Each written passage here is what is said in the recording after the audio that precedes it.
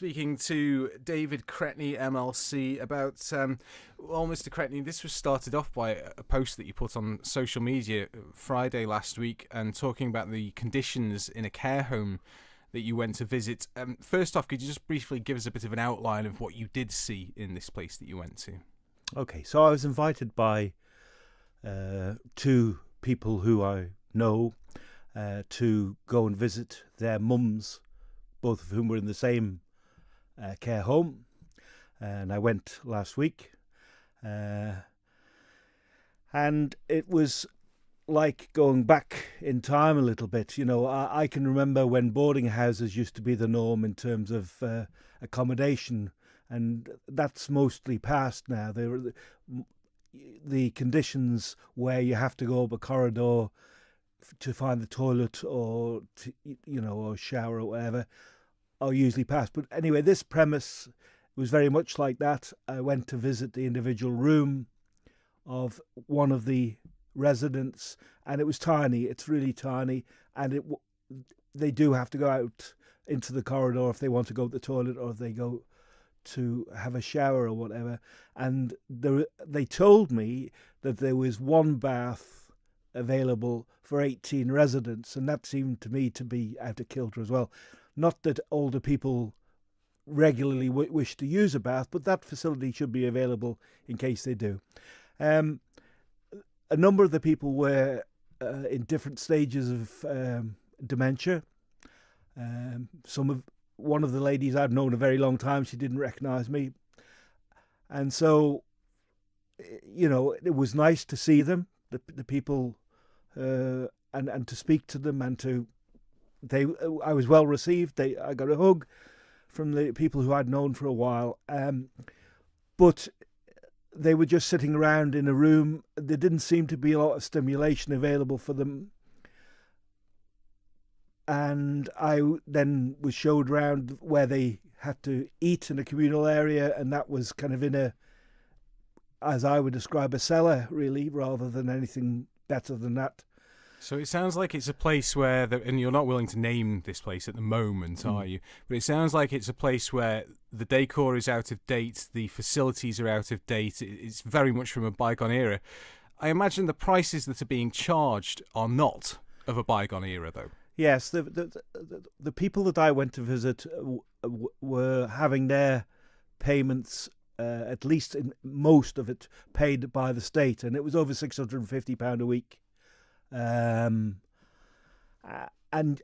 just back on the decor thing for a moment, some people say, well, this makes them feel comfortable. It's like how their home was. So maybe there's some validity in there, but I'm not convinced totally by that argument. Was it a modern version of it though, or was it tatty? No, it was as you would, as if it hadn't been touched in a long, long time. Yeah, and so that's what.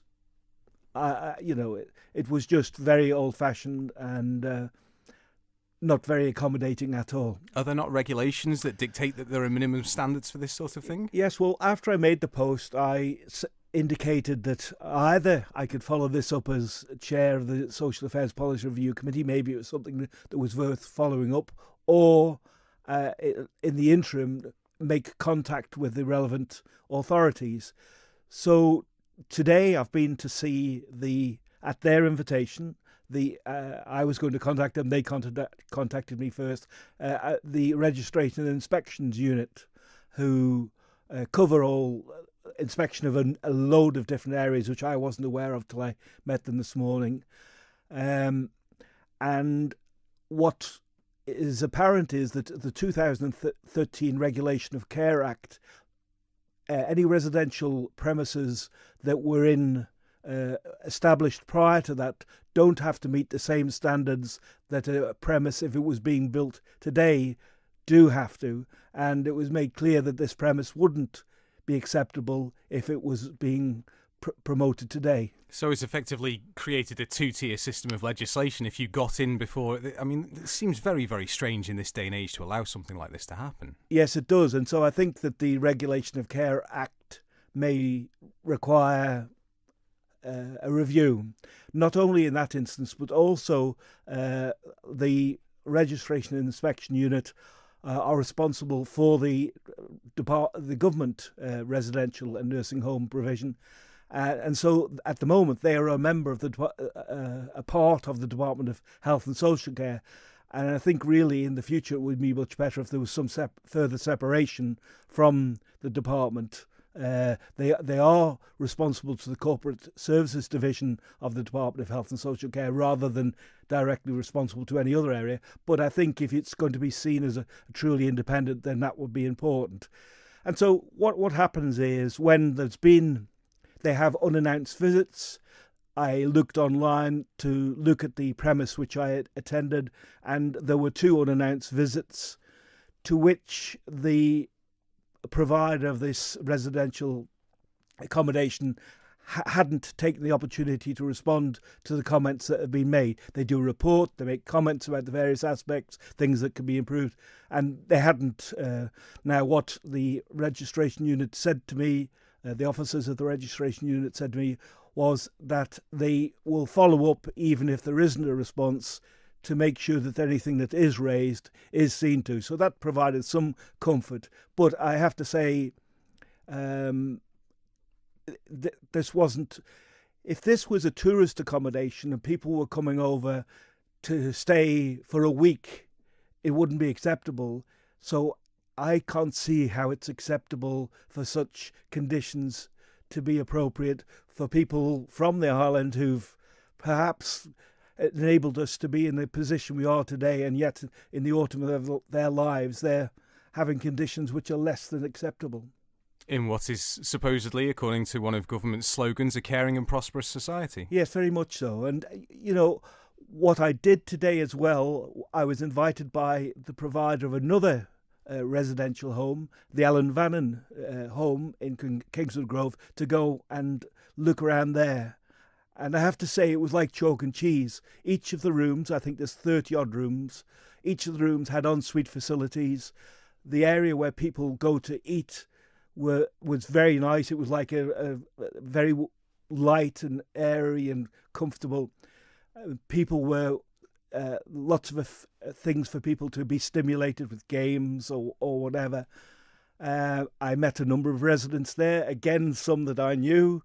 They asked me, was I booking in? I said, no, I'm not booking in at the moment, but I wouldn't mind because it was such a nice facility. And it's just good that it seems to be fairly limited, hopefully, that the situation that I witnessed last week is limited to maybe 3 or 4 establishments rather than the majority. Because that Ellen Vannin one is a long-established home, isn't it? So they are obviously doing this by choice because they don't have to adhere to this 2013 legislation. So they seemingly understand the needs of residents. I was took round by the chair of the trustees, John Caldwell, who's the Vicar of St Ninian's. Very nice guy. He'd been very positive in terms of inviting me in the first instance, and it was clear that they have a programme of improvements for their residents, which is absolutely the right thing to do. And as I say, if you compare that with the other premise I saw, it was quite clear that there had been little, if any. If there had been improvements, they weren't visible. Can I just ask why you're not willing to name the other premises at the moment?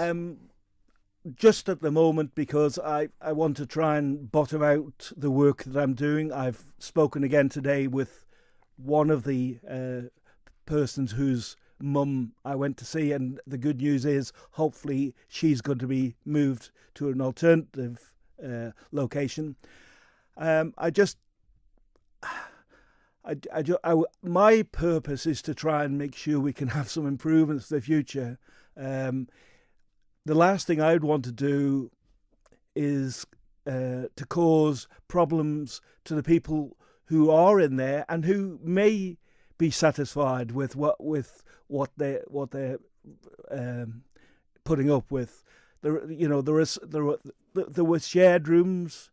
One of the persons who I spoke to in one of the shared rooms was quite happy that they were in that position. So I just think that if we are as a society really caring, then the facilities that are provided for the future must certainly be better than those which exist at the moment. And I just think I'm not sure that it assists anybody by me naming the premise at this time. So I take it the family members who had contacted you about their mothers that are in this home, it was because they were unsatisfied with. Yes, absolutely. things, and so the advice was that they can contact social services, and I've got details to pass on to them in relation to social services.